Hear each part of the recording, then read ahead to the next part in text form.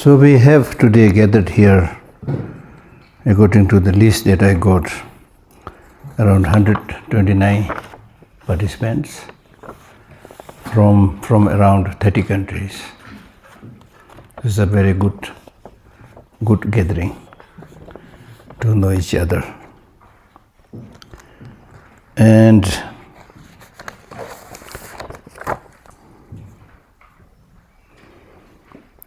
in the announcement about this course, it is mentioned that annual course with Geshe Lhakdor, Geshe Lhakdor is my name,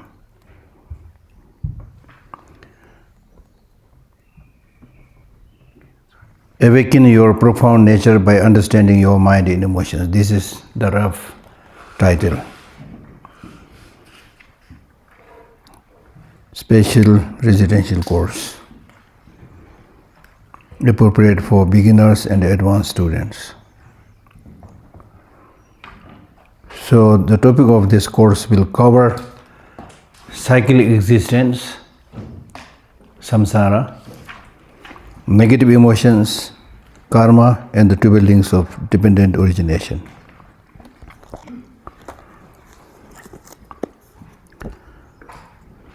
Day before, the organizers called me, is there any particular text that we should make available or distribute? I said no. But then I find this book that the library has published, The Essence of the Stages of the Spiritual Path. So probably the organizers will make it available, order it from the library, or you can just, those of you who are interested, give the list and then accordingly they will order whatever, and the Kumbhela will do it. It took several years for us to complete this book. When I travel around, then I carry the Tibetan version of this book, which is not only the outlines of the famous text by Tsongkhapa, Stages of the Path. It not only has the outline, but also has a precise explanation of all the outlines. So this is really like the guidebook wherever you go, because then it is like roadmap, the process of practice. So I think this will be very, very useful. So I'm selling the books also, see. It's important, right? Once it is published, it has to be useful. Because I myself found this book very, very useful. So as I said, I used to carry it around when I give teachings. Then I primarily start teaching from this. And then I said, okay, let us translate this into English. It took several years to translate this. It's a little bit technical, but we did it, so I want to make it useful. Okay? So then, the next important point is, why are we here? I am here because I was invited. And you are here not because you are invited, right? You are here because you wanted to come. You saw the advertisement and you came. You came maybe because of many reasons, different reasons. Some people just want to come, feel the atmosphere, stay 2-3 days and disappear, I don't know. But some may have personal issues, hoping that by attending such spiritual gatherings one might get some answer. So there may be different reasons why you have come here. Whatever be the reason, the fact is that we are all here now. And I am not here to waste your time.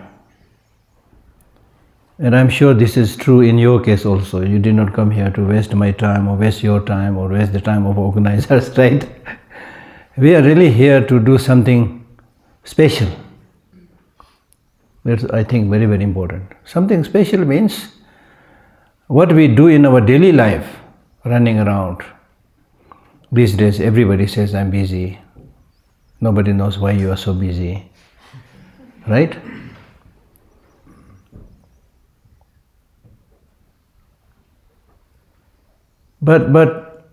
And we are relatively hardworking in exploring what is outside of us, the material resources, whether you are enjoying it or getting attracted to it, whatever. We are more or less kind of extroverts going out, all of us. And we don't really get much time to sit still and reflect within. The source of all the happinesses, the source of all the sufferings and problems that we see around in the world basically lie within us. It depends upon your mental attitude. So the important thing to know is that we have this hidden treasure, hidden power within all of us. And we hardly see it because it's an invisible energy. You call it mind, but it's not concrete, like physical, corporeal thing. And we have this tendency to ignore what is not visible, what is not, within the sight of your five senses. We have this tendency to ignore it, and at our own cost. And I have started saying that most of the problems that we are confronting today in the world is clear indication of starvation of human mind. Starvation, I'm using the word starvation. Because for our body, we give so many things, breakfast, lunch, dinner, in between Kit Kat, whatever, so many things we give, right? I'm not saying you are good in taking care of your body. There also we are like small kids, most of the time consuming junk food, which is really not good. But still, at least we are doing something. But I'm nobody to judge you with but this is my kind of presumption or understanding. So the question is, what we have been doing for our mind. I'm not saying you're not doing. That's why I'm saying I'm not judging you. You may be doing many things more than myself, who is supposed to be teaching right now. You may be doing many more things. I rejoice if that is the case. But in the case of most of us, we are ordinary human beings. We are attracted to fleeting pleasures, sensual objects, right? And we get so attracted to these things and so obsessed with this outside physical marvels or gadgets, whatever. We don't get time to reflect within oneself, and therefore we have no time to know ourselves. We hardly know oneself, to be honest. Who you are, what is this I, thing called I? We have not much idea. That is the problem. So by attending this kind of session, what we are trying to do is to recognize few things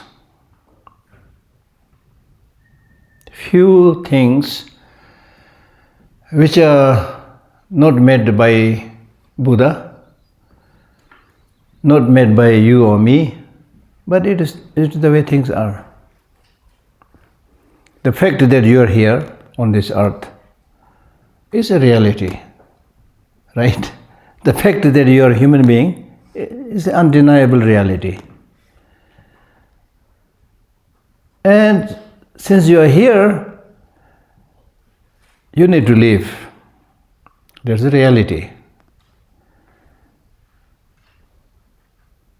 And live in what way? Live in suffering, in difficulties, or live happily, peacefully, harmoniously. There's the issue. So there's the issue. One famous Tibetan poet, he said, the legless earthworm or earthworm moves in search of peace. Even the earthworm, when it wriggles or moves, it's doing this in search of peace. The eyeless ant runs around in search of peace. In short, all sentient beings within this world or globe runs around in search of peace. He has written this hundreds of years back. He's a very famous Tibetan poet. Now today is becoming more evident because of the speed of science and technology. We are also running. And running for what?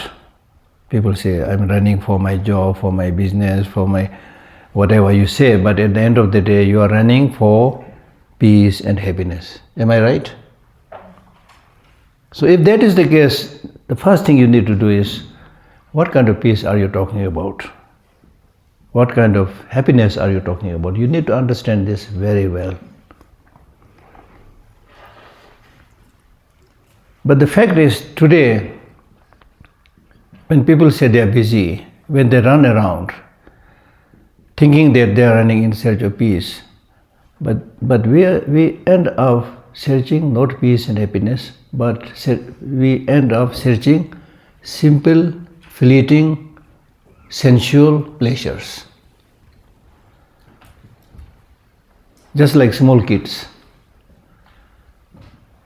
We call ourselves grown-up people, but if you look carefully, not so different from small kids. The toys for which we run, for which the children run, may be slightly different. Toys are a little bit different. Our toys are a little bit more complicated. Children toys are a little bit fragile and, right? Right? That's the fact. And the second important thing is, this is a question that I ask in all gatherings. So I'll ask this question to you also. Do you want happiness? Yes. For how many days?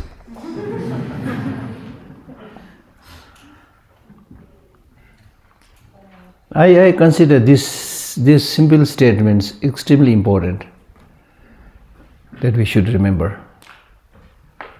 I simply asked the question and you answered. You answered in affirmation, saying that I want happiness, right?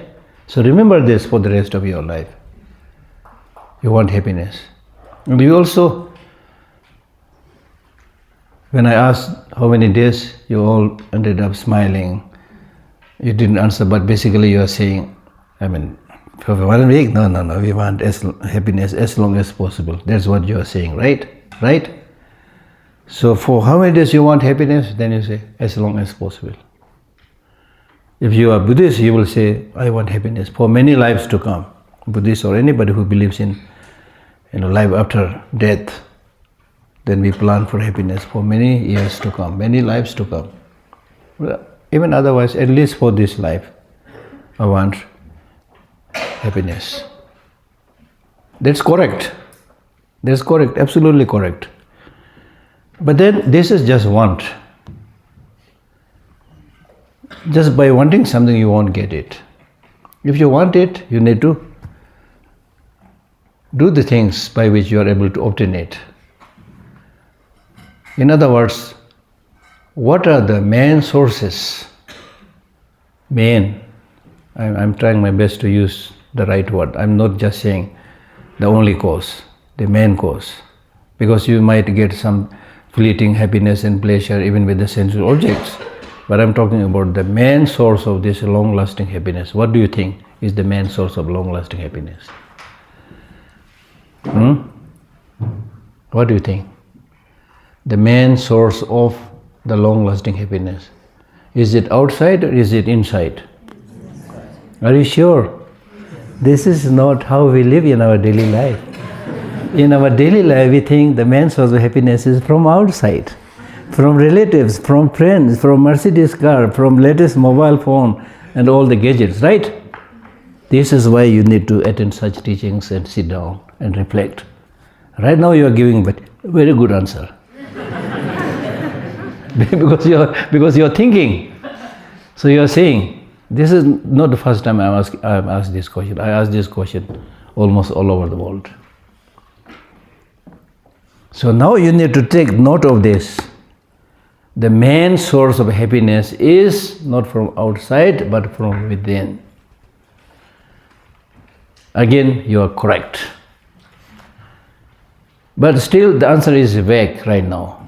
What do you mean when you say the main source of happiness is from within? What do you mean? You need to elaborate a little bit, yes. Understanding the reality of life. Understanding reality of life and yeah? Mind. Huh? From the mind. From the mind, but still very vague. What do you mean by the mind? Forgiving. Huh? Forgiving. Forgiving, compassion, love, patience, 100,000 answers will be there. The relationship that I have with myself. Yeah. So there can be so many answers. But I'm looking for one answer. Or relatively a solid, good answer. Right view. Huh? Correct clarity of right view. Right view. That's also a good answer. Equanimity. Equanimity. That's also a good answer, yes. Freedom of mind. Freedom of mind is even better. Happiness of others. Huh? Happiness of others. Happiness? From others. Of others. Of others. Happiness of others? Yes, these are all good answer. Good answer, but not very cumulative. Yeah. When I know that the source of everything is I am. Yeah, that is more or less saying that the source is within. So, my answer, let me put this. All your answers will probably get related to this. My answer is, when we say that the main source of happiness is within yourself, it means it depends very much upon your mental attitude, your perception, your way of thinking, the state of your mind. There's the meaning. I'm not saying just you meditate and think within, then the dollars will come flying and the food will come flying, Of course, I'm not saying things like that. That's why I use the word main source of happiness is your mental attitude. How you see things, what is the state of your mind? State of your mind, your mental perception. Now when we say state of your mind,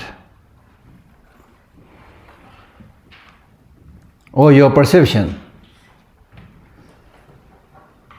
what I'm trying to say is, when I say state of your mind may be negative, afflictive. State of your mind may be realistic, as somebody said, right view. Right?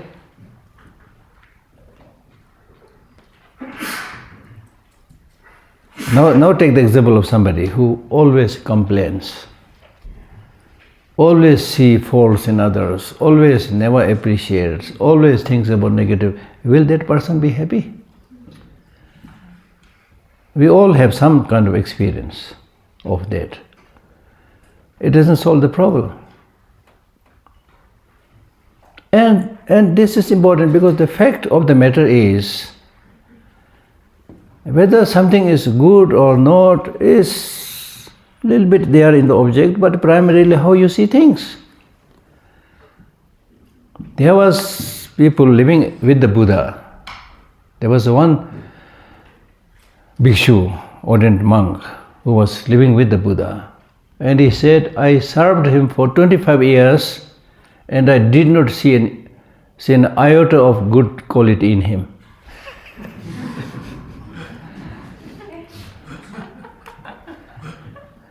And then look at the other story. His very close disciples, followers, millions in number, who saw all those qualities. So your perception makes a huge. This is not to say there's nothing in the object, but how you see things is the one that makes or mars your destiny.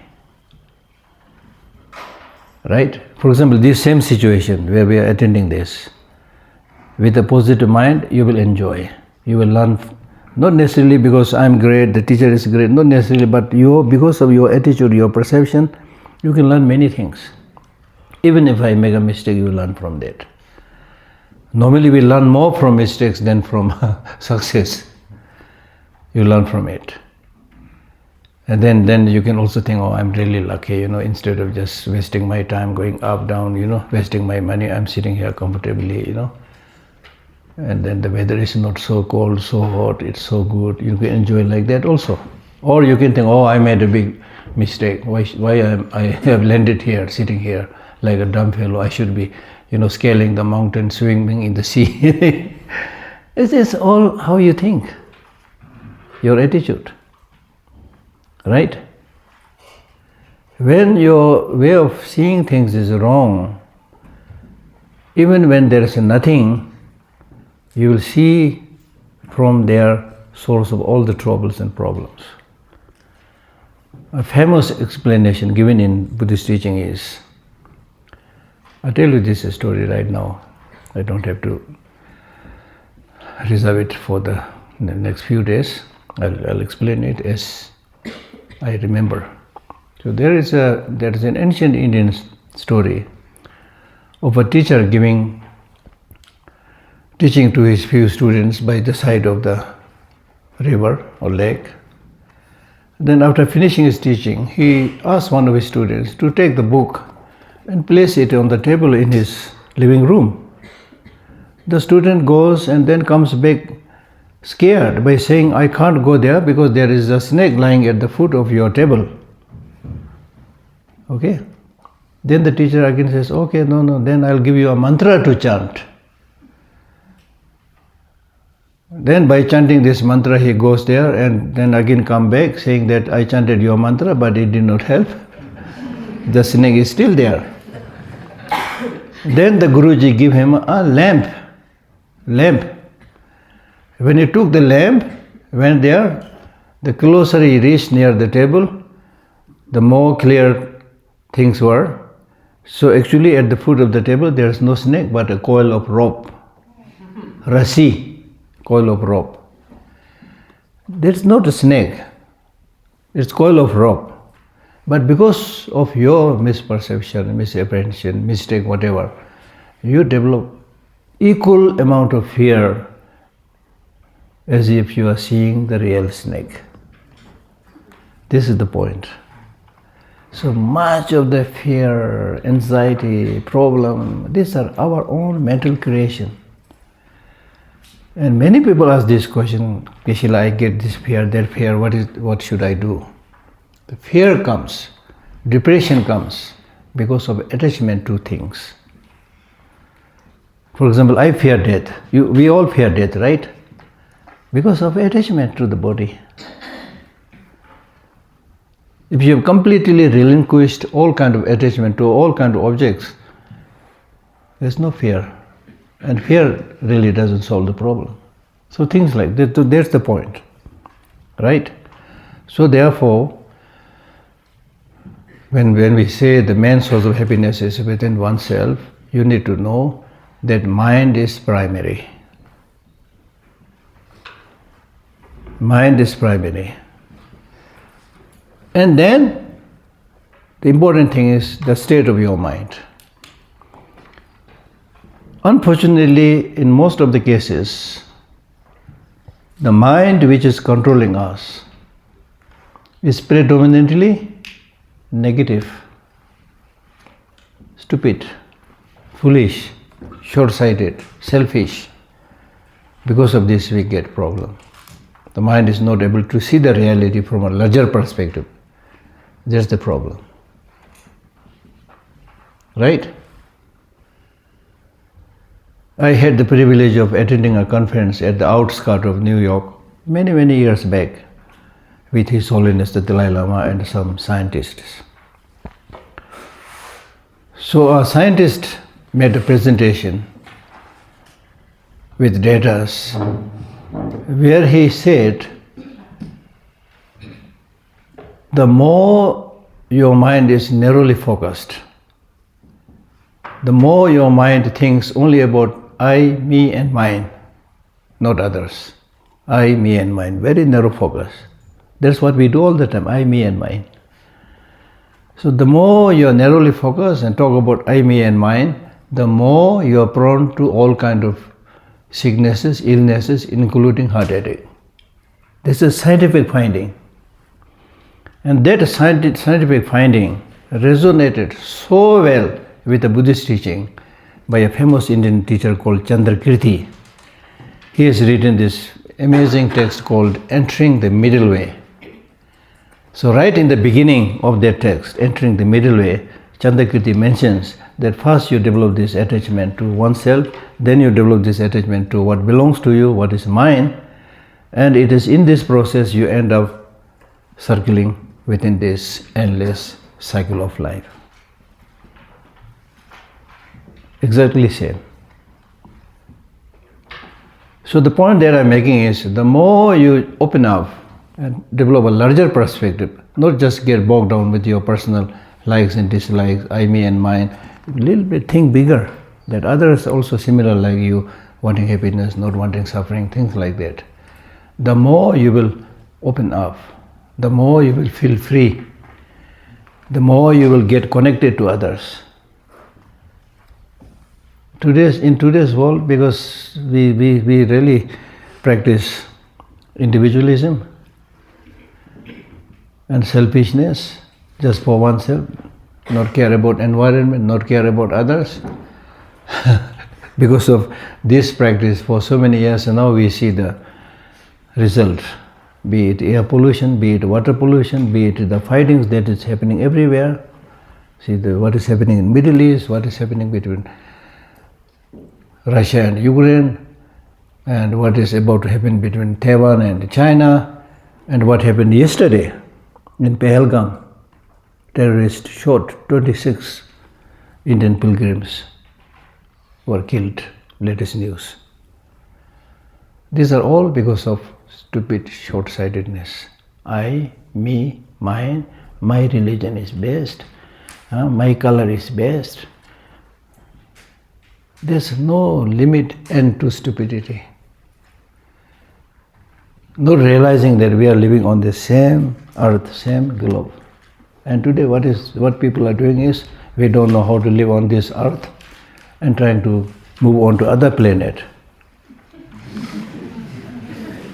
I mean, there's so many, even from my limited, small mind's view, so many stupid things we are doing.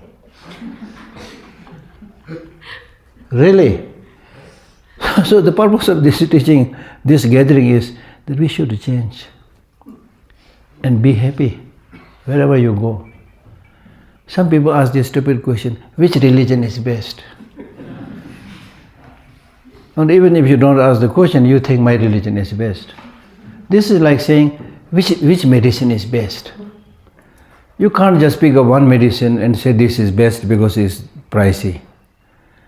It may be very, very costly, but if that medicine doesn't cure your illness, it's of no use at all, it's junk. So you can say, this religion is best for me, but not necessarily for everybody. Appreciate what the others need. Even families, when sit together for lunch or dinner, children want some soup, father wants rice, mother wants bread. Is it good that the father says, okay, since I like bread, all of you should eat bread, otherwise I'll beat you? It's like that, you see. So there's much to learn, much to learn. You will not get enlightened in one day, but with this change perception, slowly, maybe in a very unnoticing way, change take place. That's very, very important. And then the most important thing is, if you don't want to talk about Buddhahood, enlightenment, nirvana, it's okay. But the fact is, you are living here, you are alive. There's no dream. And you want happiness, we all agreed, right? The only thing I didn't do is collect your signature, that you all want long-lasting happiness.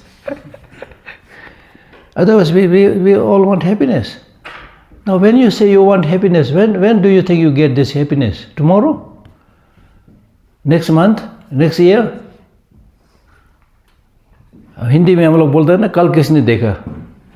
Who has seen tomorrow? So to be happy means from now.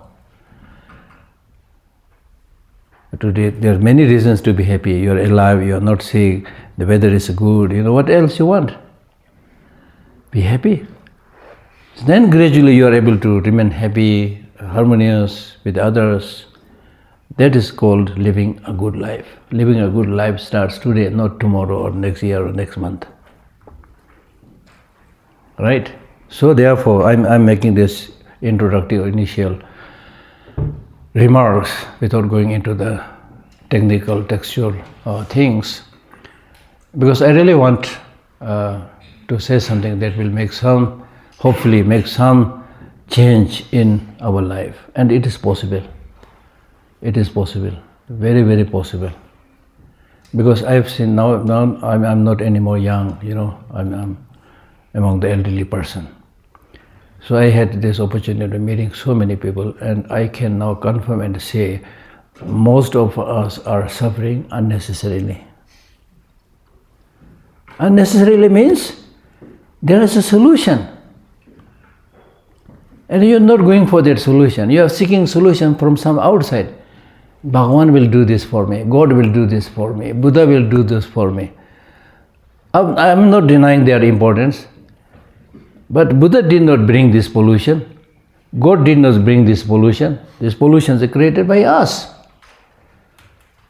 So we can't blame them, So you need to be the one who has to face these challenges and solve the problems. And you can do that with change of attitude.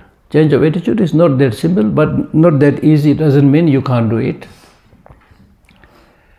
There was a time when you did not know how to read ABCD also. Now you are expert, scholar, professional, educator, whatever. That means you can learn, you can do these things. And then another important thing is sometimes we have this habit of making things very, very complicated. If somebody gives a very technical, complicated teaching, then people say, oh, he's great scholar. It's very difficult to understand him. The other day we were attending this silver jubilee of teaching science to the monks. So there was a talk on quantum physics. Nobody understood it. Because nobody understood it, many people might be thinking, oh, it's my frail brain. He must be highly, highly educated. Maybe. But for me, what is important is whatever you know, make it relevant. Make it understandable. Otherwise, of no use. So therefore, education is very important. Education, also the right education. Education does not mean reading, writing and mathematics. Education should not be equated with literacy. Education means human flourishing. Human flourishing. So this, we all of us, the educated, grown-up, senior people have this responsibility to teach our younger generation how to develop some of these very, very important inner qualities. Not just giving them money, not just giving them building, and not just competing with other members of the society. She is wearing this clothes, so my son should also wear this, my daughter should also wear this. Don't engage in this useless negative competition based on jealousy. Right? Train them, give them guidance and examples so that they become happy members of the human society. And as His Holiness the Dalai Lama, while summarizing the Buddha's teaching, he says, if it is possible for you to help others, help. If it is not possible for you to help others, at least refrain from harming. So simple. If you live just their life, the world will be different. Right? The world will be different. And the world has to be different. The world has to be different. And the change has to come from the people. Right now, unfortunately, the leaders around the world are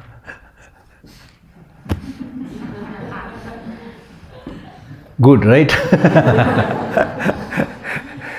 So the leaders are elected by people. In many cases, many cases, voluntary leaders. Nothing much we can do, but still, people can play a role in electing the right leaders. That's extremely important, right? So that we should do. Right? So I expect that after attending this teaching, you have important things to reflect, and more importantly, as much as possible, practice a little bit what we study, what we teach. There are many teachers, there are many students also, but I have seen very clearly, including myself, the area where we fail is we are unable to practice. That's the problem. The test of pudding is by tasting it, not talking about it. It's not just like going to a restaurant and read the menu and don't order the food and come back. Don't eat the food. Right? So, based on my own little experience, I urge you to practice it. Change your thinking to the positive. Positive means not necessarily believing in a God or Buddha. That may be good, but when I say positive and negative, the point I'm making is reduce the destructive negative emotions. Increase the positive emotions. Is there an extra mat for him?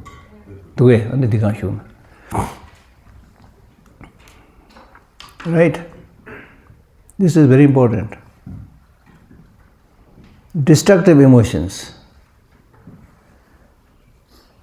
This is your homework you need to do. Even after this session, you need to find for yourself. Do a research. Which are the destructive emotions? Which are the constructive or positive emotions? You need to find that out.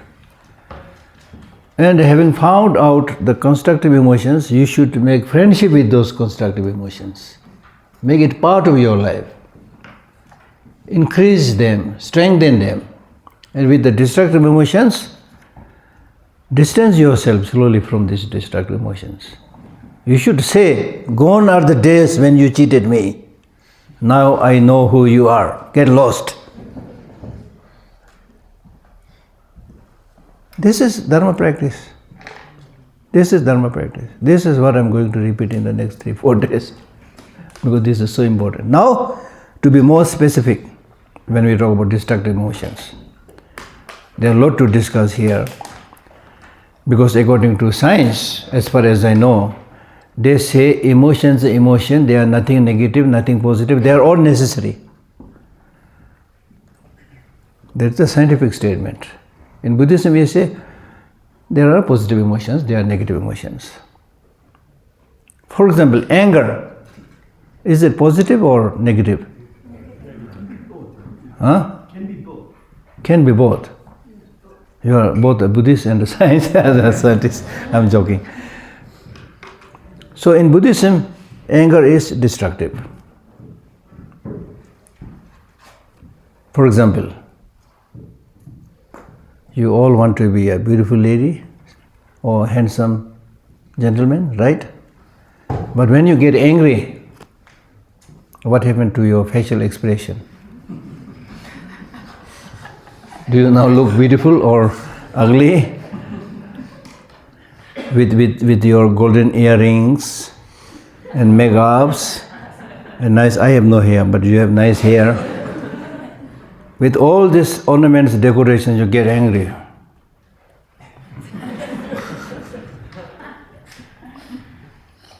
Doesn't look handsome or beautiful. That is not the worst, outcome of your anger. The worst outcome is you lose your sense of judgment. what to say, what not to say, what to do, what not to do, you become mad. So the question is, do you want to become mad? Insane? If you become insane, then see all the killings that's happening in the world, in the battlefield. These are all results of insanity, right? So this is the thing you need to remember. Then even in terms of wealth, economics, it is said that American loses billions of dollars in a year because of anger. Because we are all concerned about our economic prosperity and things like that. Even in that case, I have a book on that. When you get angry, then it may be shooting, it may be killing, it may be road rage, it may be fighting with somebody because somebody cut the line, whatever, And then of course, when you get angry, it disturbs your immune system. You are not able to. There's nobody who right in the morning makes a decision saying that today I'll get angry. Is there anybody? And likewise, there's nobody who at the end of the day reflects back and says, today I was very angry, I was mad, I fought with somebody, so I really enjoyed the day.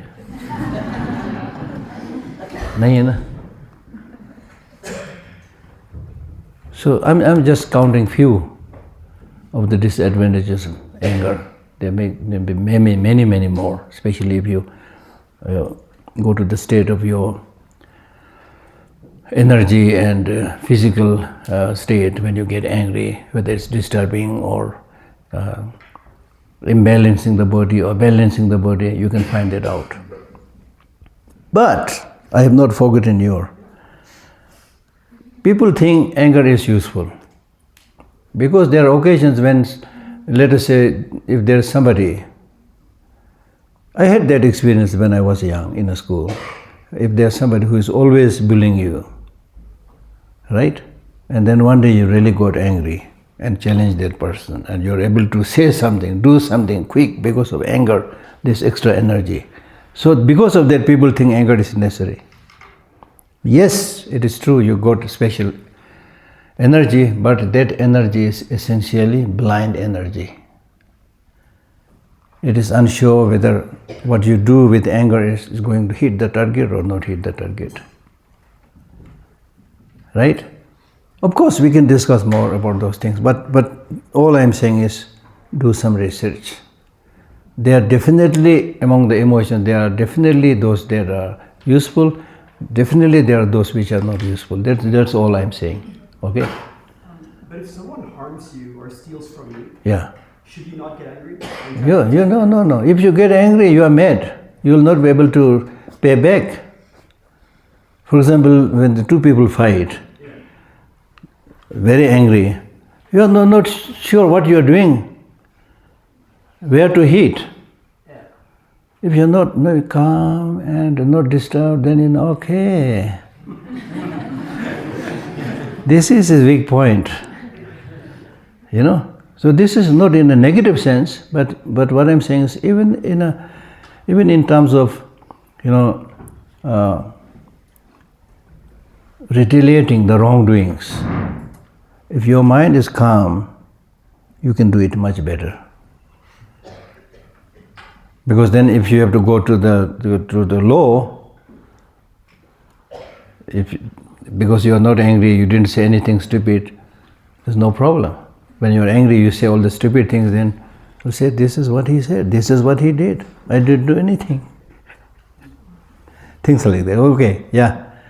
Sometimes you can pretend to be angry. Huh? You can pretend to be angry.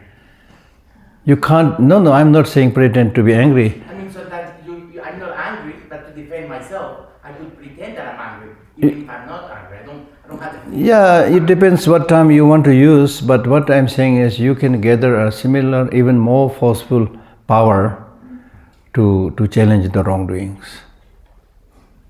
Okay. Let's say in a dangerous situation, we can possibly have a calm mind, but still raise our voice and be angry in that way. Isn't that also anger? No, in a difficult situation, risky situation, if your mind is calm, you know what to do, whether to challenge that situation, run away from that situation. It's possible.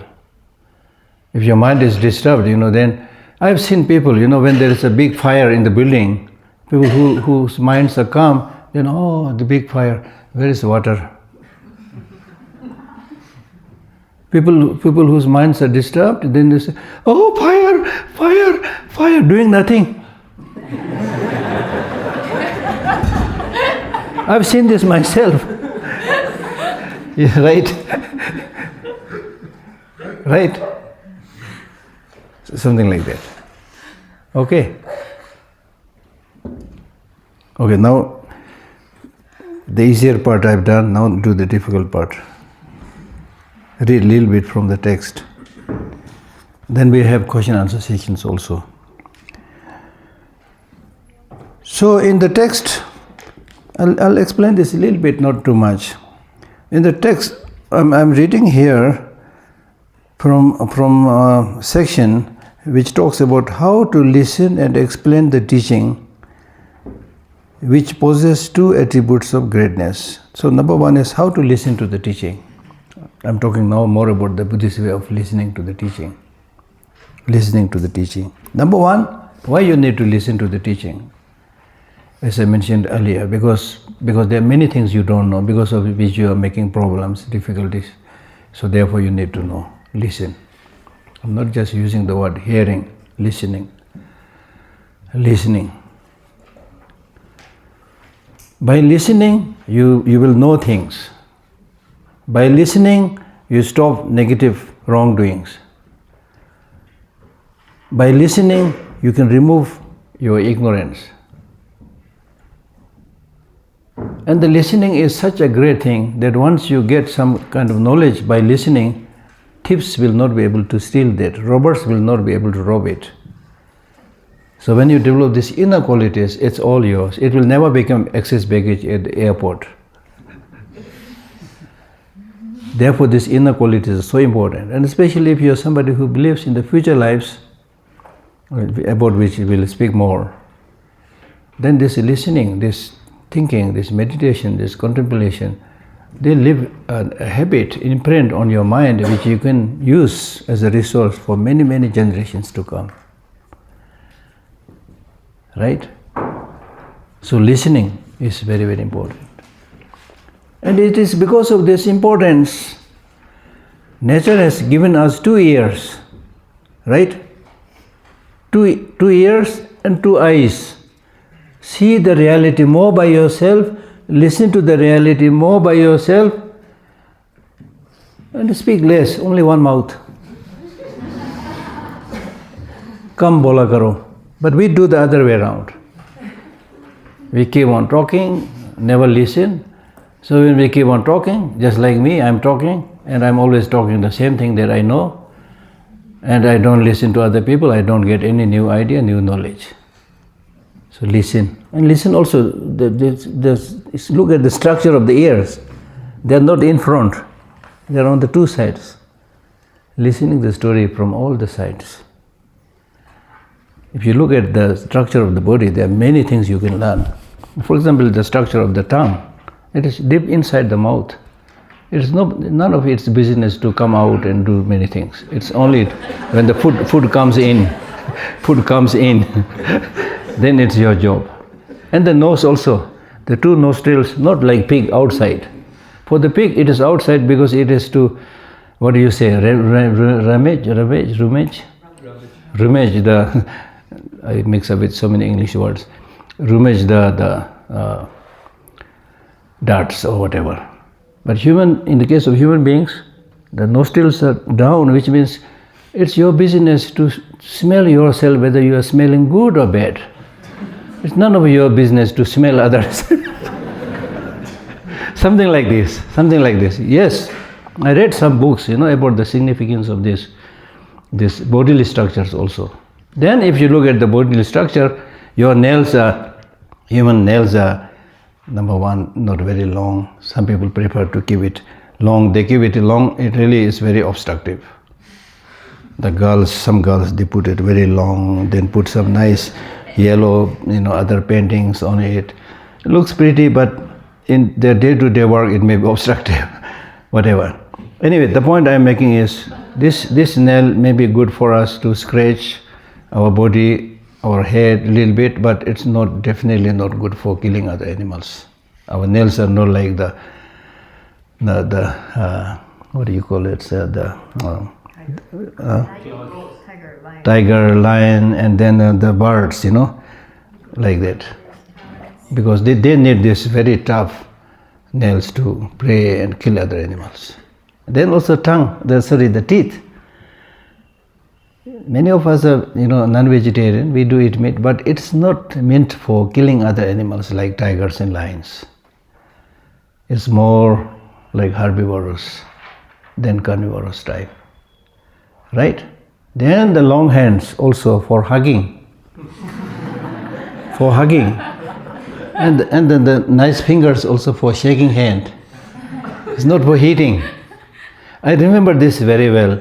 In Varanasi, when I was His Holiness, the Dalai Lama's translator, His Holiness was sitting here. He was speaking to the Brahma Kumaris. So I was sitting on his right side. So he was saying the same thing I was saying. And then he said, "This is not for hitting." And he hit me actually. And I nearly fell from the chair. So I remember this very well. Right? So this is so good, really.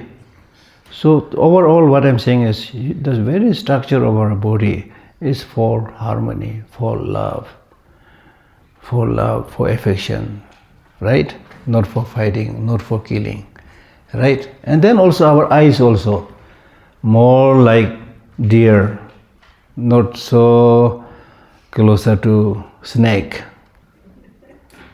Snakes have round eyes. And especially when we love our children or somebody, the eyes become a little bit narrow. Because when you love from within. It feels from within, you see. So there are so many things I can't even explain. Good things that we have. So realize this very good potential that you have to do good things. Hence, very good in helping others. It took so many years, if you read science, it took so many years for human beings to get up and get the hands free. If you read the story, in the beginning we were also like other animals, walking on the four limbs. There's a very interesting story about that. So now we are hands are free. Hands are free not for using mobile phone. Hands are free for helping others, doing things you really should be doing, things like that. So a lot of things we can learn from there. So therefore we should always be happy that I'm lucky, I'm born as a human being, I have all these special qualities of doing good things. Look at His Holiness Dalai Lama or Nelson Mandela. I had the privilege of meeting him and having a cup of tea with him, Nelson Mandela, in Africa. And many of these great people, they're human beings like you and me. Because they realize their potential, practice it, and were able to benefit so many people. Then on this planet, unfortunately, we have other kind of human beings. They use this brain in the wrong way. They become dictators and killed hundreds and thousands and millions of people. Still, they are killing some of them. Right? So it's very, very unfortunate to use this amazing brain intelligence in the wrong way. So the point that I'm making is, in terms of our physical structure, we are more kind of non-violent and compassionate structure. And then why this unfortunate things happening in the world today? Be it water pollution, air pollution, conflict, killing, all these bad things, on a large scale that's happening today in the world is not done by tigers. They are not done by lions. They are not done by snakes. They are done by so-called intelligent, clever human beings. Because we didn't get proper education. We have many schools, colleges, universities, academic institutions. Unfortunately, many of them don't talk about what it means to be a human being, how to make this planet beautiful. They all teach how to make money. This is the problem. This is the problem. So, therefore, today all these problems that we see in the world is done by human beings because we use this amazing brain intelligence in the wrong way. Use this brain intelligence to invent nuclear bomb, nuclear warheads, atom bomb, now hydrogen bomb and so forth. And many, many other things. And others who may not be so destructive at a first glance, but they are focused on only making money. So today we live in a world where majority of the natural resources are used by a small percentage of so-called rich people, and millions are not even getting enough food to eat, don't have enough food, place to live. This is because humanity lacks sense of responsibility, love, compassion, and things like that. As a result, only few people get rich in every country. Only few people get rich. Only few people use these complicated technologies. Now they are talking about artificial intelligence, which majority of people have no idea how to use this technology, how to even go to an airport. So I don't really, for me, I don't call this development. Kind of distraction. I'm very scared of many of these technological products. Like at the end of the day, even so-called artificial intelligence will be used by human beings. And what they are trying to do is to eliminate human workers and use these robots and technology so that they control everybody, the politicians, the rich people. There was a time when the world was ruled by the leaders and army generals. Now the world is ruled by politicians and rich people. Right? So therefore we should not remain complacent to these things. I'm not saying you should fight with them, but what I'm saying is we should think about reaching the masses, giving them proper education so that they wake up, so that they are not fooled by the, eloquent speeches of some of the politicians and other manipulative agencies, so that you are able to think for yourself, decide things for yourself. Right? The problem with us is we simply follow what others are telling us to do. We live in this technological machine world where if a particular computer is produced in a particular country, then all the computers that is supplied to other countries are same, parts are same. So the human beings also becoming like the computer parts now. You are trained in particular so-called profession, and that is relevant for these big companies everywhere. You get a job, some money, that's it. So there are a lot of things that we need to really think if you want long-lasting peace and happiness, especially for the younger generation. The younger generation, the small kids, they didn't do anything wrong. Why they have to come to this world suffering? Why they have to, just after the birth, they have to spread their little hand and beg? Right? So we need to at least practice Gandhiji's non-cooperation movement. At least. That means you don't cooperate those wrongdoers. That we can do. Not to cooperate means, for example, don't buy all these stupid things, useless things that is flooding the market. Why you have to buy everything that is coming in the market? Say no. Right? You keep on buying things which is neither good for your health, no good for your pocket. So there are many things to talk about. So the point that I'm making is listening to the teaching. How to listen to the teaching? When you listen to the teaching, there are three parts by which you should listen to the teaching. One, contemplating the benefit of listening to the teaching. Second, respecting the teaching and the teacher. Third, the actual way of listening to the teaching. So that means you should see the benefit, just like business people, see the benefit. If there's no benefit, no need to listen. See the benefit. Because when you listen, as I mentioned, you will know many things which you don't know before, and thereby you are able to reduce ignorance and so forth. By listening to the teaching, one knows the teachings and what is wrongdoing, abandon the meaningless, and actualizes liberation and enlightenment, freedom of different degrees. Respecting the teacher and the teaching and the teacher. With one-pointed faith, one should respect them, and without ridicule and disparagement, one should make offerings to them with whatever offerings one possesses. This may not be of good taste to some, but at least according to the traditional, probably Indian and Tibetan way of doing things, if you want to really gain knowledge, you should respect the teaching and the teacher. Unfortunately, these days, in the name of democracy, people don't respect anybody. They just want to get the knowledge, and then they challenge, this is what? That's not the way. But this does not mean to say that you should accept the stupidity of the teaching or the teacher. This is also very important. Sometimes in the Indian Tibetan tradition, we have so much kind of faith, which is actually not faith, it is blind faith.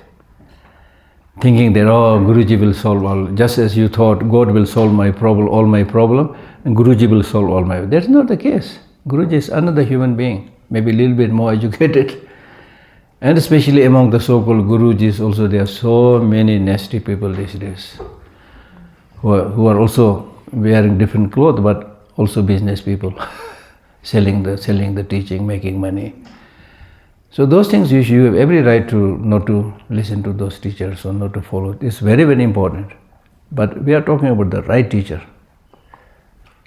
Right teacher you should respect, because such people are very, very difficult to find in this world. You will find people who will give you some money, some physical existence, but you will not find many people who, with genuine compassion, teach you how to live your life. So therefore they are important. Okay?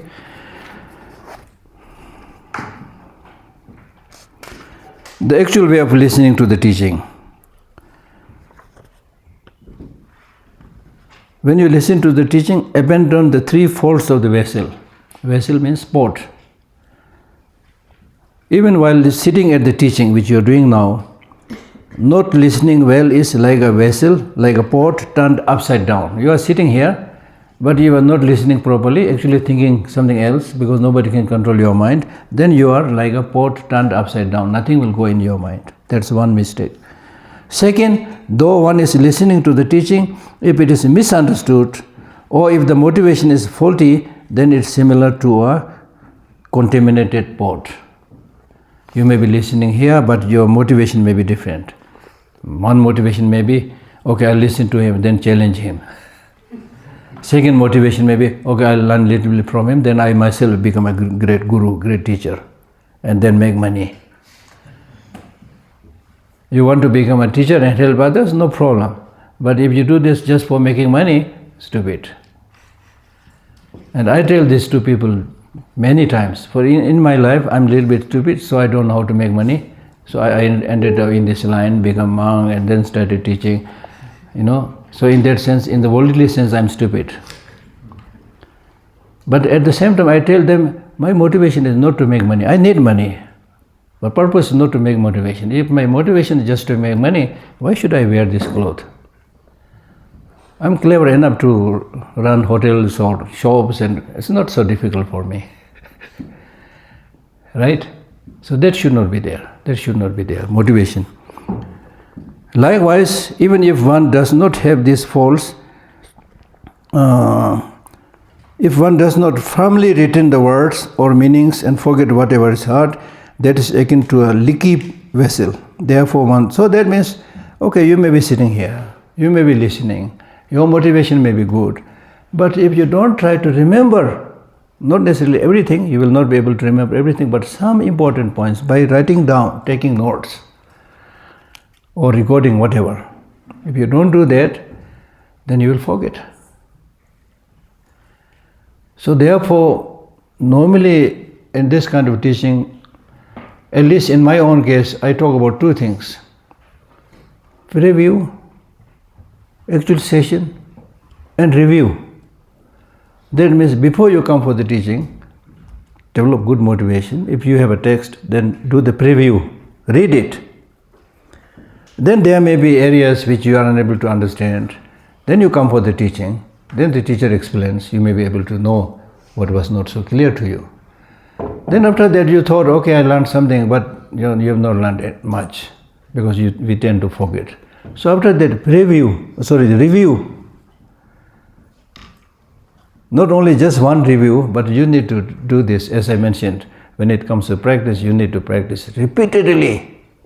Just like the food, breakfast, lunch, dinner. So morning meditation, afternoon meditation, evening meditation, you need to do this. Review, repeated review is very, very important. If you really want to transform and change your attitude, that is the only way. Therefore, the Buddha said, I have shown you the path to liberation. Liberation is up to you. I'm your teacher. You need to do the job. Otherwise, you will fail and fail miserably. The Buddhas do not wash the sins of sentient beings with water. The Buddhas do not remove the sufferings of sentient beings with their hands. The Buddhas cannot transfer their realization and knowledge into the minds of sentient beings. They can only show the path of the truth. And people have to follow it, practice it. In terms of food, you cannot say, I'm hungry, please eat for me. Nahi hota hai na? I'm hungry, please eat for me. Can you say things like that? Sometimes the mother has so much love to the children, when the children are able to eat, she says, I'm okay. There's a little bit of sacrifice, but generally speaking, you can't have your stomach, fulfilled by, when the food is eaten by others. So you have to do it. You have to do it. Whether you like it or not, you need to take care of yourself.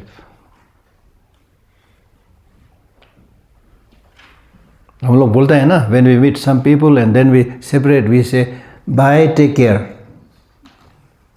Nobody says, bye, I will take care. नहीं बोल रहे हैं ना. This is exactly what the Buddha taught. This is exactly what the Buddha taught. Bye, take care. You have to do it. Your best friends will not be able to solve all your problems.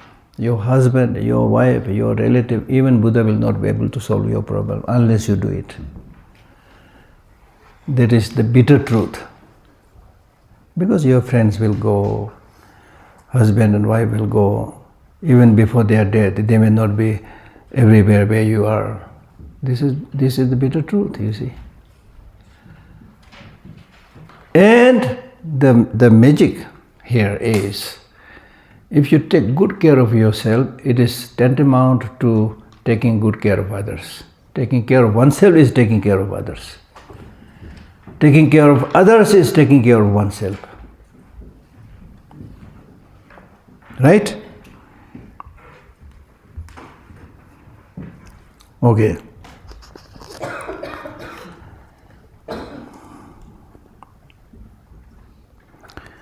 Adhering to the 6 attitudes. When you listen to the teaching, you need to adopt these 6 attitudes. The 6 attitudes to adhere to are: consider oneself as the patient, sick person. Consider oneself as a sick person, meaning that you have all these sicknesses of negative emotions. The teaching is to reduce these negative emotions. Consider oneself as the patient. This is to recognize oneself as one who is always sick due to the illness of afflictive emotions like attachment, which generate intense suffering. Second, considering the teacher as the doctor, physician. When you are afflicted by a serious illness like wind or bile disorder and so forth, you would search for a skilled doctor and feel delighted when you meet one, listen to whatever he says, and serve and respect him with humility. Sometimes the doctor even says, okay, you need to do surgery. You do it. In the same way, we should find a person who can teach, and having found one, instead of considering him a burden, we should honor him with services and obedience. Third, considering the teaching as the medicine. Just as a sick person would highly cherish the medicine prescribed by the doctor, similarly one should see the importance of the instructions given by the teacher, and with many efforts cherish them and not waste them through forgetfulness and so forth. I told you about the importance of consistent practice and review. Considering the practice of the teaching as the path to recover from illness. Just as a sick person knows that without drinking or taking the medicine prescribed by the physician, the illness will not go away. Similarly, one will not overcome delusions like attachment without following the teachings of the spiritual teacher. Therefore, one should practice the instructions instead of counting the number of teachings received without properly putting them into practice. So sometimes we just count. I attended this teaching, I attended, oh, it was so good. In what way it was good? I have many of my cousins and friends and others who go to attend His Holiness teaching. Then they would say, then I would ask them, how was the teaching? Teaching was excellent, very good. In what way it is good? It's very good. Clearly showing that they did not retain even one point in their mind. So this is how Tibetans and others say. Then in the case of some Westerners, after receiving His Holiness teachings, how was the teaching? Oh, the teaching.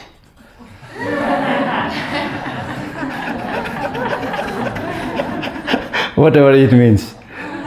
So I'm not saying they didn't get anything, but I'm simply saying, make sure you got something. You may not be able to remember everything, but something. Right? Then the next is considering the transcendent one, that means the Buddha as the Supreme Being. One should see the Buddha in the teacher and generate respect. Now, of course, all religious traditions have their own founder and teacher. Now, in the case of the teaching of Buddhism, the founder is Buddha. Buddha is said to be completely enlightened, omniscient, which is not easy to digest, even for a old student like me. Unless you go with blind faith, it's not easy to understand that. How is it possible for one to know everything? And when we say this, we are judging the Buddha's mind with our limited mind. There's one problem. But even otherwise, it's not easy. Therefore, in one of the Buddhist epistemological texts, it says, when we say the Buddha is omniscient, he may be omniscient, but we are not calling him omniscient in the sense of he is able to count all the particles, grains of the sands, things like that. We call him omniscient because he knows what to adopt and what to discard. That is the point.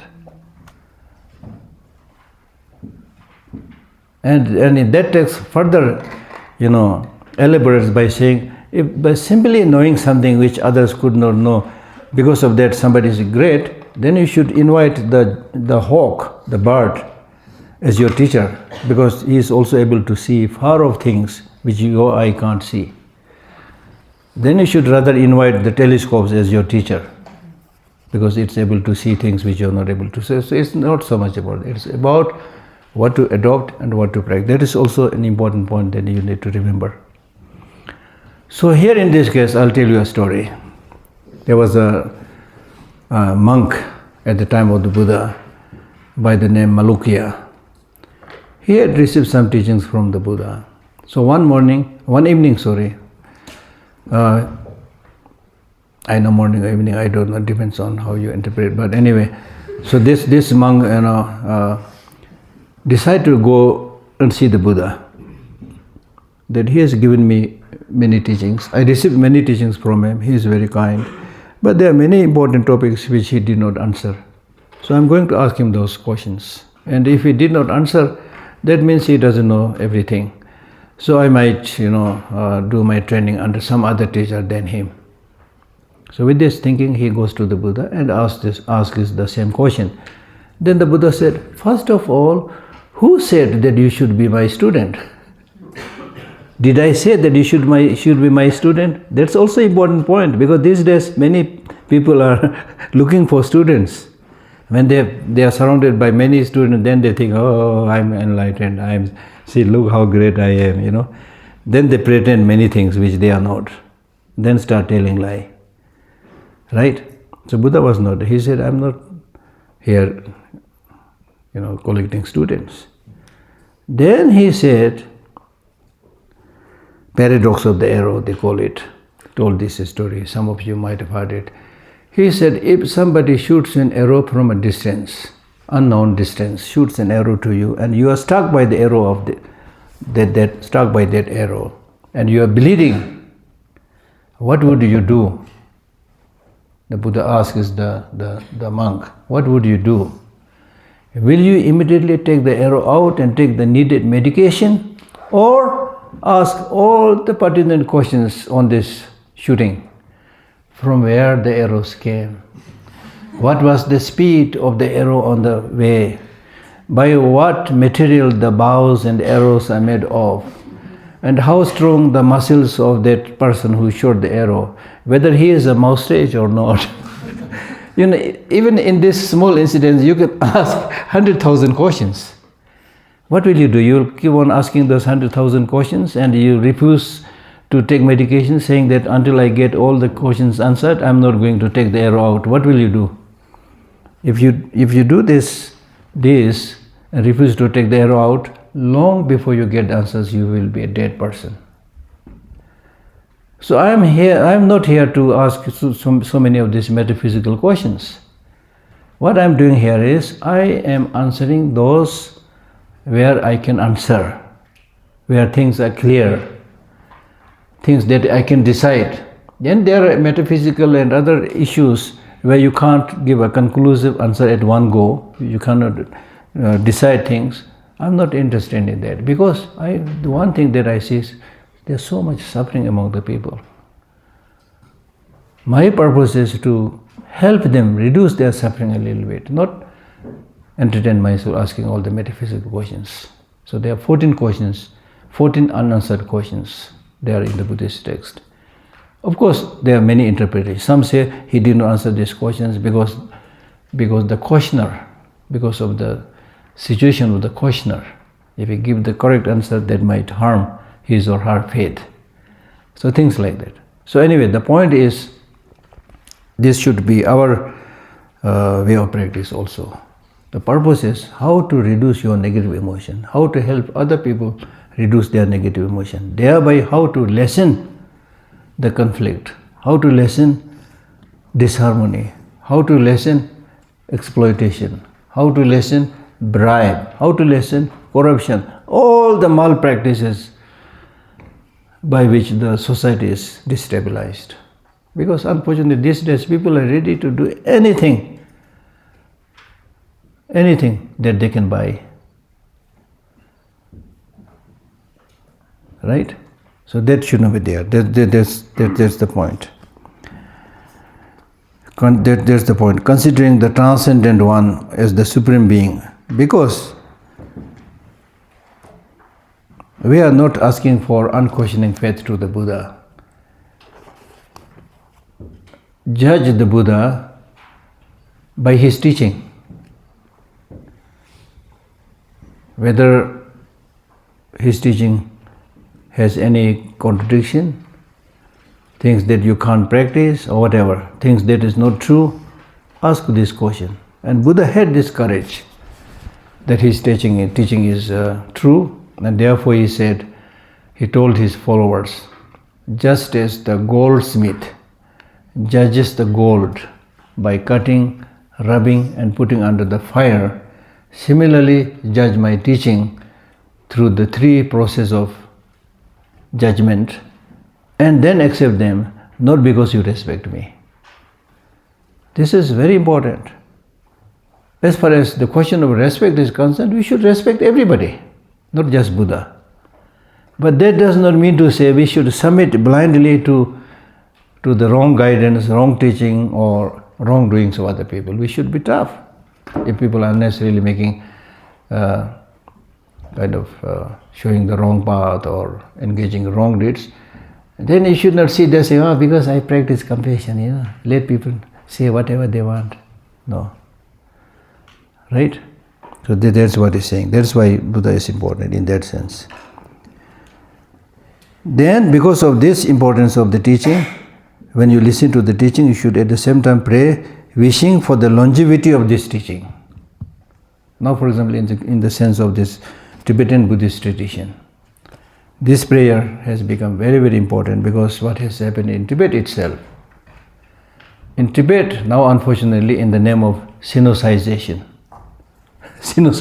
whatever it means. Tibetan language, Sinicization. Tibetan Buddhism, Sinicization.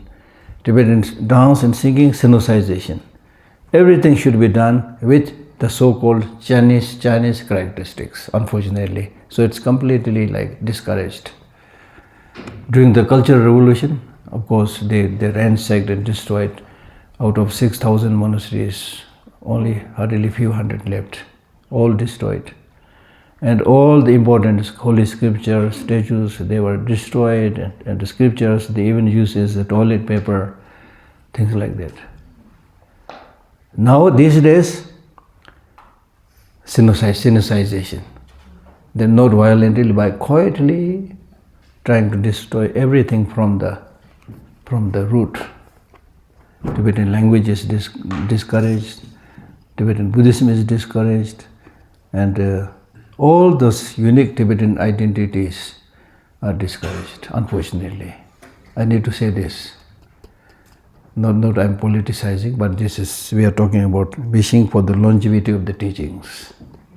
So therefore, those of us in exile, we see it our responsibility and also duty to preserve this very important tradition, not only just for the Tibetans, but this is a world cultural heritage.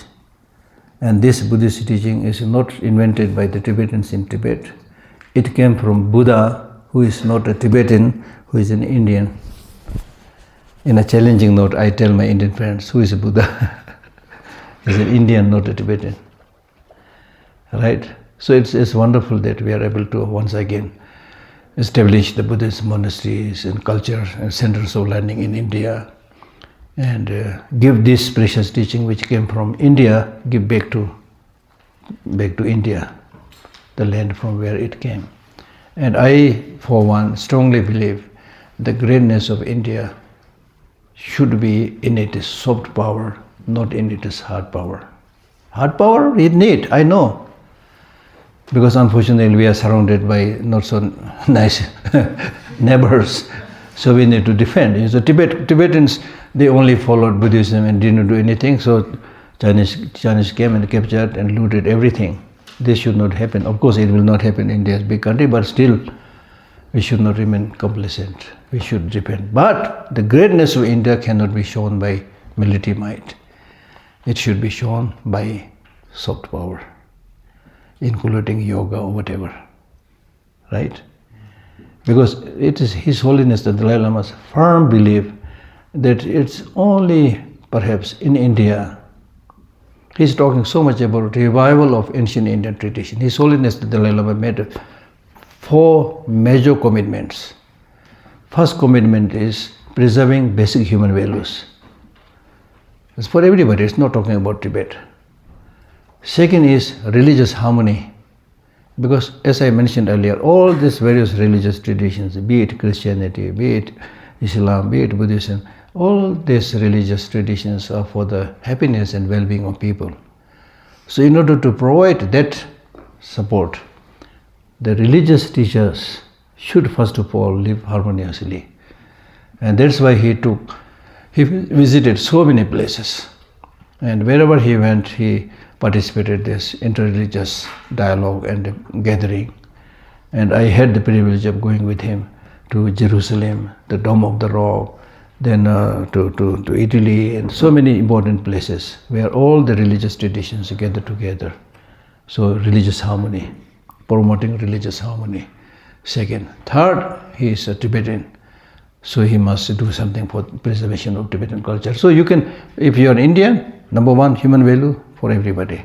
Two, religious harmony. Third, being an Indian, you have to do something for Indian masses also. Similarly with other people also. Then the fourth commitment, which I wanted to explain here, is a revival of ancient Indian tradition.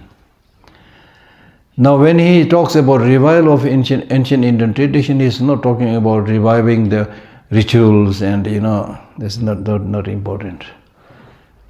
Reviving the ancient science of mind. Reviving the ancient Indian art of epistemology, logic.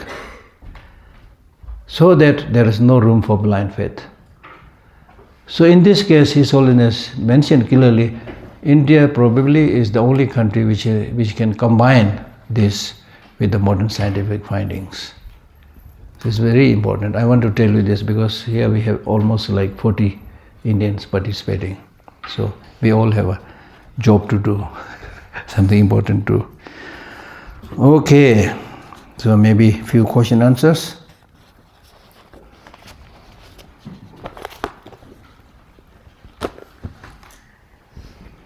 Any questions?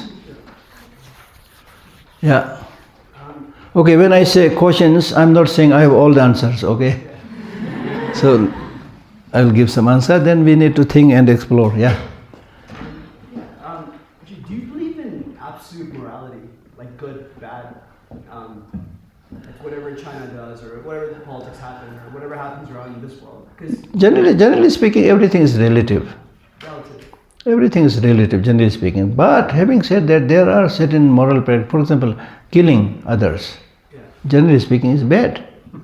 But in Hinduism, in the Bhagavad Gita, it happens in the war zone, right?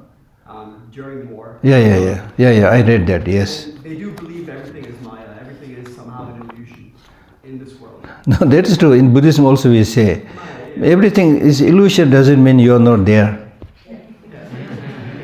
This is a very tricky part. This morning I was jotting down something. I'm tempted to read it.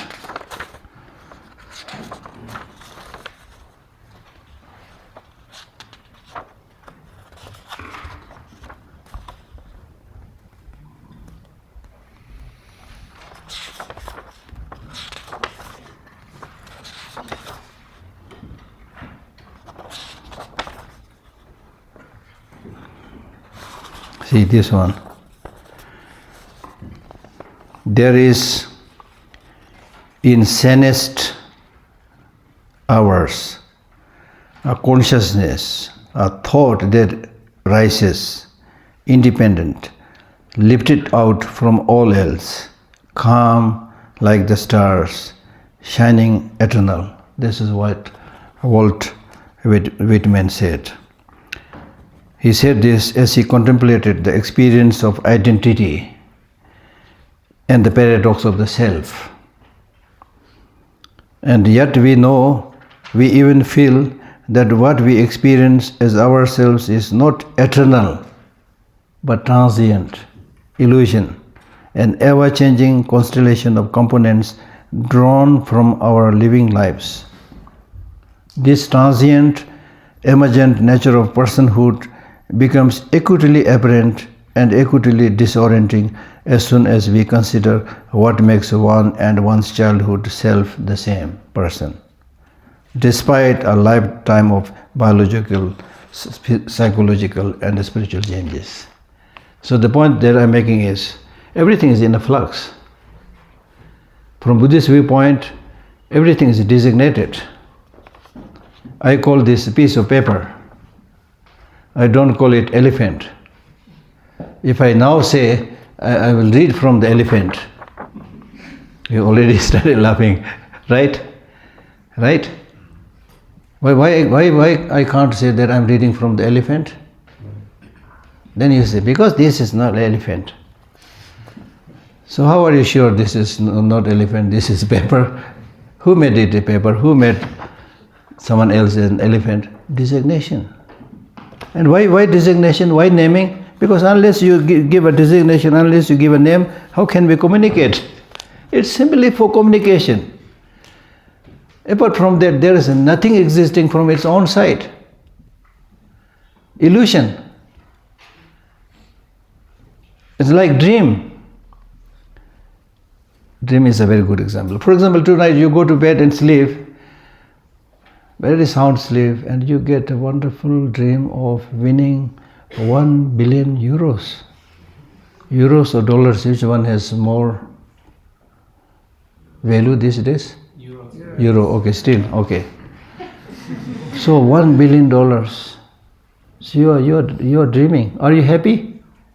When you're sleeping and dreaming and you get this kind of dream, in that state, are you happy? Are you happy? Yes, of course. $1 billion. Oh my God, what should I do? But that happiness is there only when you are dreaming. When you wake up, where is that $1 billion? It's not there. But will you cry? Say, oh, I dreamed $1 billion. When I woke up, there is nothing. Will you cry? Because you know that is a dream. While you are dreaming, you enjoy, but when you wake up, you know that there is no $1 billion, but still you will not weep and cry and beat your heart because you know it's a dream. So similarly, we live in a life of illusion. When we know it is an illusion, but that does not mean you can't enjoy. You enjoy, but you don't get obsessed with it. Don't get stuck there. So that's a very difficult, we'll explain a little bit when we talk about emptiness, but it's a very, very important point. In the case of our human being also.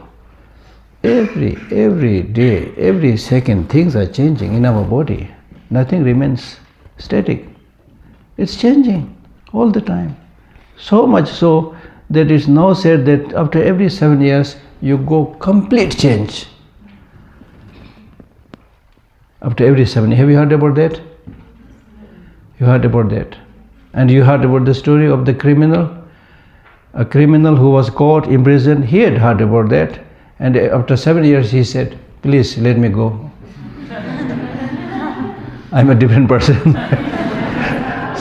So how should we deal with that situation? Yeah. It's interesting. So in a way we are different every day.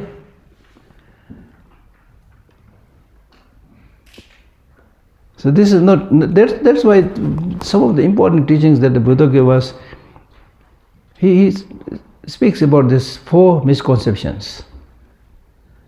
4 misconception means what is impermanent, we tend to see it as permanent. What is suffering, we tend to see it happiness. What is selfless, we tend to see it as of having self. And what is impure, we tend to see it as pure. Misconceptions. And it's these misconceptions which is ruining our life. Okay, next question. Yeah. What are the qualities of enlightened being? You need to buy this book.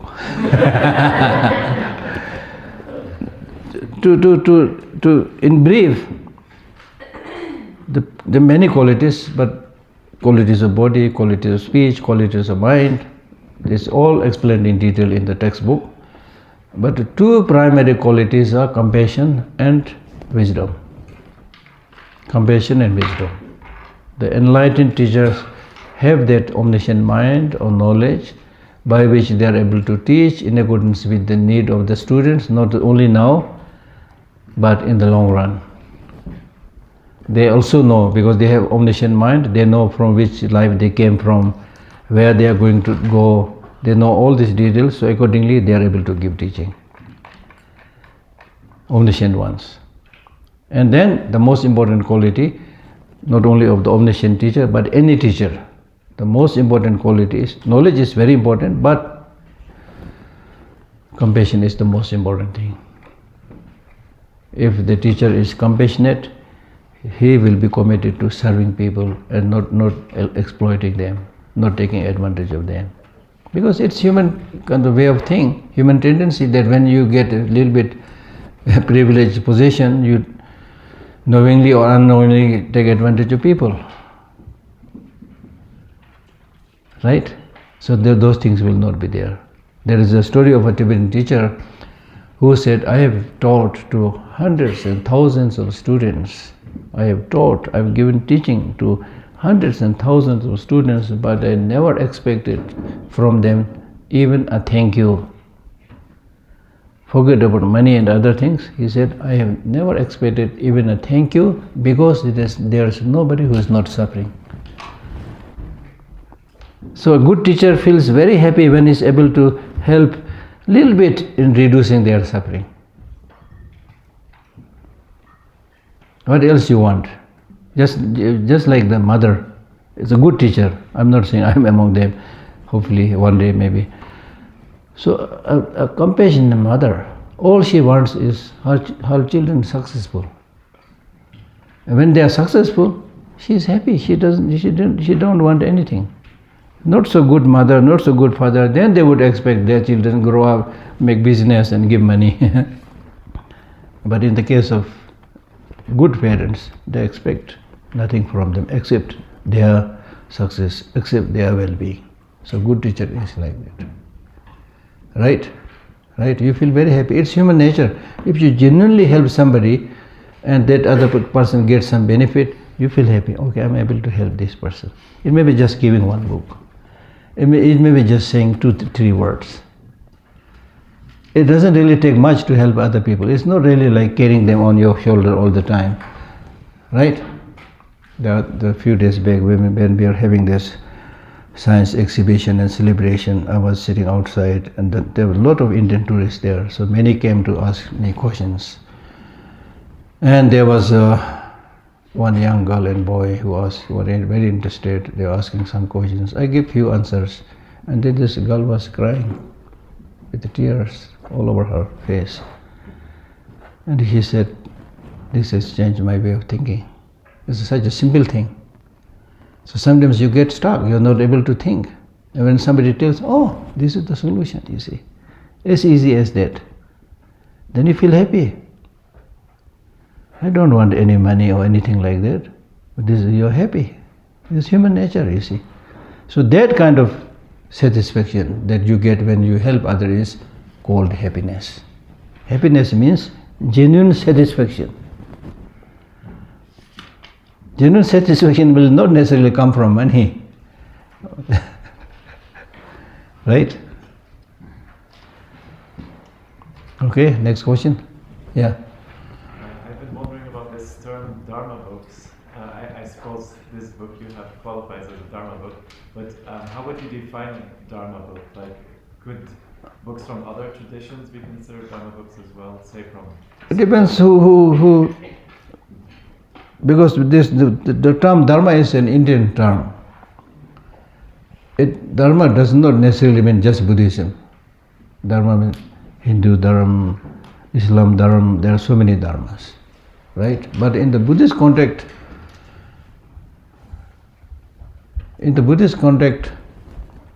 Dharma means those teachings and practices which will hold you up from falling down. Hindi में बोलता है ना, धारण करे तो धर्मा, धारण करे तो धर्मा, जो आपको गिरने नहीं देगा उसको बोलते हैं धर्म. Because through this practice you will not fall down, you will stop doing the wrong things that will help you.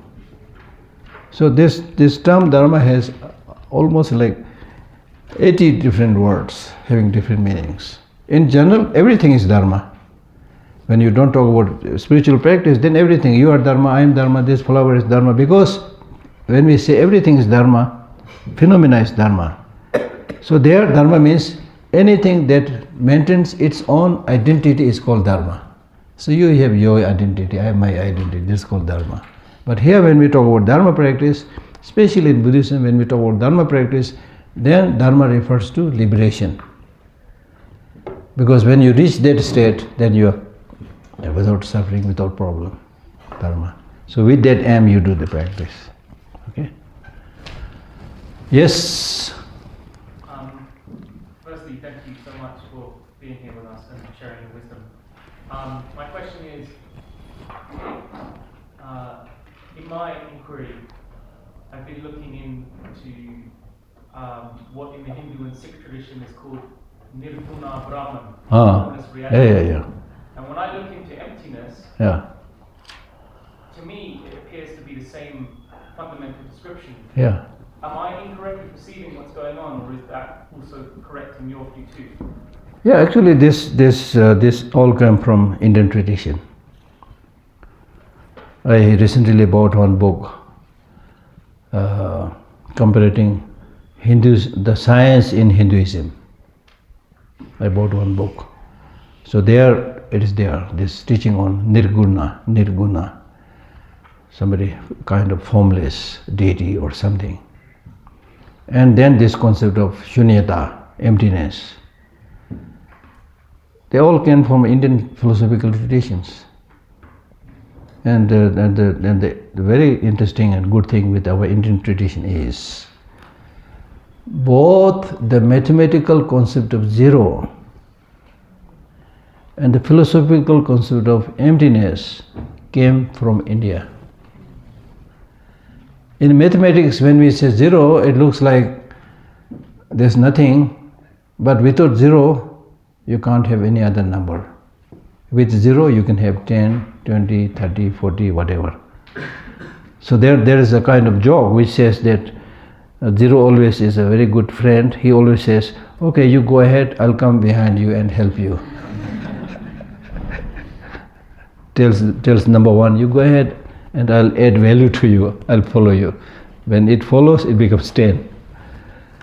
So similarly, in the philosophical concept of Shunyata, emptiness is not equal to nothingness. Emptiness is actually fullness. So emptiness means empty of independent existence. It is not saying there's nothing. It is saying, as we already discussed, everything is illusion, everything is designated. Apart from designation, apart from dependence, there is nothing. That is called emptiness. And it's because of this we are able to have many things. It gives space. It's like the space. The best example of emptiness is space. If there's no space, we can't construct house. Birds can't fly. If there is space, then birds can fly, we can do constructions and things like that. And for those people who understand and realize emptiness, there will be no grasping. There will be no craving. For example, a bird or birds that fly in the space, they fly all the time in the space. They use the space, but they never plan to construct a nest in the space. Something like that, okay? Yeah, yes? You talked earlier about living in harmony with other religions, and then I had a question, like what do you do when you face, for example, a religion that within their scriptures they try to dominate or impose their beliefs on others? Huh? How would you address that? Like, let's say you talk about living in harmony Yeah. with all the religions, right? Yeah. What do you do in the face if you're in the face of a religion that in their scriptures they mention like the desire to dominate and impose their beliefs on others? How do you face that? I didn't get very clear, but I think it's something like this. Number one, who invented religion?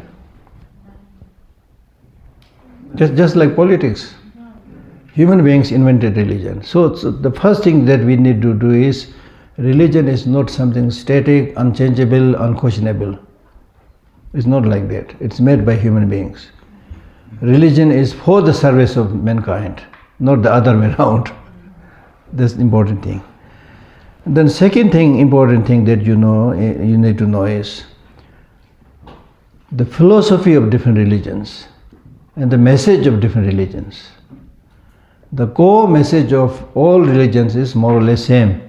Brotherhood, sisterhood, love, compassion, things like that. Philosophically, there may be differences. So differences are not to create confusion and chaos, but the objective is to deliver those messages. For example, one believes in a creator God, and when you believe there is a creator God, there is a fatherly figure, then you pay respect to that fatherly figure and make sure you obey his teachings or guidance, whatever. So that way you try to live in accordance with the messages. And then in Buddhism and Jainism, we don't believe in a creator God. You should take self-responsibility. And again, the message is to develop love and compassion and live harmoniously with others. So we should focus more on the sameness, not on the philosophical differences. Okay? Yeah. So we have always heard that the mind is monkey, but I read in Shamatha it's written mind is represented as elephant. Can you elaborate on that? Mind is, first I'll deal with this monkey mind. In ancient story, there was one Indian scholar who wanted to learn meditation from somebody. So he asked this question, where can I find a qualified meditation teacher? Then somebody said, you need to go to Tibet. There is a great Tibetan meditation teacher, you should go and study meditation from him. Then he goes there and requests him, please teach me meditation. Then the Tibetan teacher says, there's nothing to teach. There's only one thing you need to do. The only one thing that you need to do is never ever think about monkey. That's all. Go home. Then that Indian person was also intellectual, he was himself a scholar. He said, what he is saying, Why should such a scholar like me think about monkey? Anyway, because the Tibetan teacher did not teach, he has to go back. And after reaching home, all he did was thinking about the monkey. So the point is that the mind is very funny. When you ask, like the naughty children, if you ask them don't do something, they feel like doing it. If they ask them to do something, they're reluctant to do it. So that's called monkey mind. Now in the painting you have this elephant. It's not just an elephant, but mad elephant. In the beginning, the mind is like mad elephant, very difficult to tame. Then gradually, with training, it becomes whiter, then finally very white. Yeah. Okay, one more. Yes? How to embrace negative emotion? Embrace. Don't embrace. Distance yourself from negative emotions. But I know what you are saying. Embrace means accept that it is there, but then you should know this is not good for me, this is destructive, so you should reduce it, distance it, then gradually complete eradication. Right? Okay?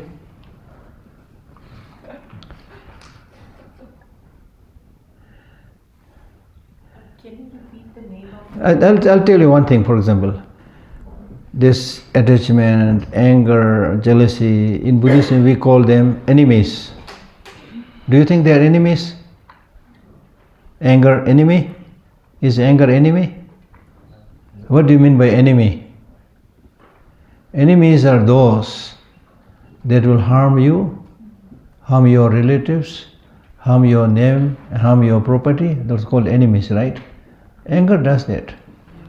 When you get angry, it will harm you, it will harm your friends, it will destroy your wealth, things like that. So therefore it is an enemy.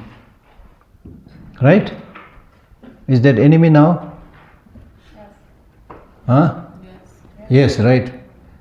Thank you for saying yes. That made my life very easy.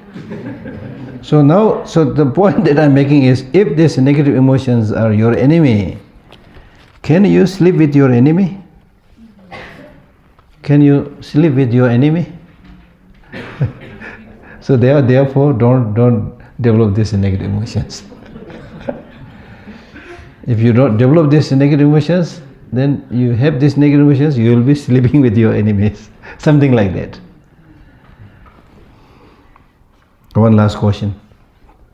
Yes. If we are in a difficult situation, like trying to harm us, then suppressing the reaction or ignoring the incident is equivalent to controlling the anger? No. As I mentioned earlier, there is a teaching in the book called Mind Training Teaching, where it says, change your attitude and behave normally. Change your attitude, behave normally. Meaning that normally means if the situation demands, you need to react. But change your attitude, meaning that make sure that you're unnecessarily angry or have jealousy or hatred, because if these things are there, then the so-called your enemy or the wrongdoer is sure they will win and you will lose. Right? For example, the Chinese leaders who brought so much problem in Tibet are our enemies. Now because of this, if I get angry here, very angry here, and try to gather your support, and we all get angry here, who is suffering?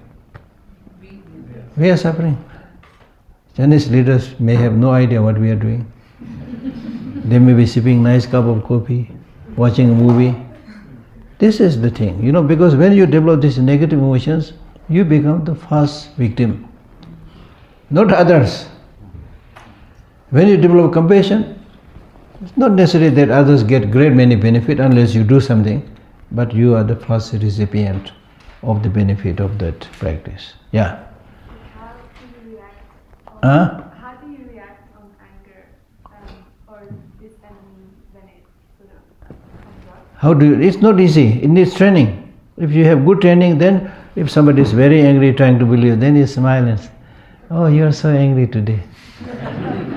It's so funny, it's so funny. You really need to do a lot of practice, a lot of training. The way to extinguish fire is not to put more fuel, but to put water. Something opposite to this. When two people are fighting, standing together, fighting, both are shouting at the top of their voice. Why? Why they can't say, why you are doing this for me? Gently. Both are shouting. Last time you also did this to me. Today also you are doing this for me. The Buddha says they are shouting because they are physically together, but mentally they have distanced themselves. So they are shouting. Right? Right? So therefore, what was the main question? Yeah. So there's the point. So depend on the situation. Sometimes when the other person, if you think he's very angry, but he's not expecting anything from you right now, not doing directly anything from you, but you sense that he is very angry, then avoid, don't do anything. Sometimes it is important to do something. For example, in my own case, some small experiences. Sometimes there are so many different people. Sometimes some people come to my office. Actually, I have a very comfortable job. I don't have to fight with others most of the time. But sometimes some people come to my office angry. I'm meeting this person for the first time, and I have no idea why this person is upset and angry. Some of my staffs may have done something, whatever be the case, they became angry. So what should I do now? So I employ a few tactics. Sometimes I tell them, I'm very sorry, right now I'm very, very busy. I'm not busy. I'm very, very busy. Can we meet after 1 hour? Very gentle. There's nothing he can do. He goes away, he will never come back. Because he will not remain angry 1 hour like that. Then he realizes his mistake, he will not come back. Sometimes you gently say, oh, what can I do? Please sit down. Then we explain and listen to that person. He just has to find something to vent out his energy. And when you provide that space, then after that he says, "Lots to Geshe," and go, "Thank you," and go. Some people, you need to be tough. I'm tough sometimes. Then they understand. You need to be tough and explain. It depends on different situation. Like look at the deities, especially the Tibetan tantric deities. Not all of them have a compassionate appearance. Some are very wrathful. Some are with consort. Right? So this is not to teach sexology in Buddhism or things like, but this is to teach how different people can be tamed with different methods. For some people, if the boss or the leader or the deity is really bit wrathful, they feel more protected, so they like that kind of deity. Some people, they like more compassionate teacher, compassionate leader. So it depends on the people's, disposition. Thank you. Have your lunch. Then we come back at 1:30.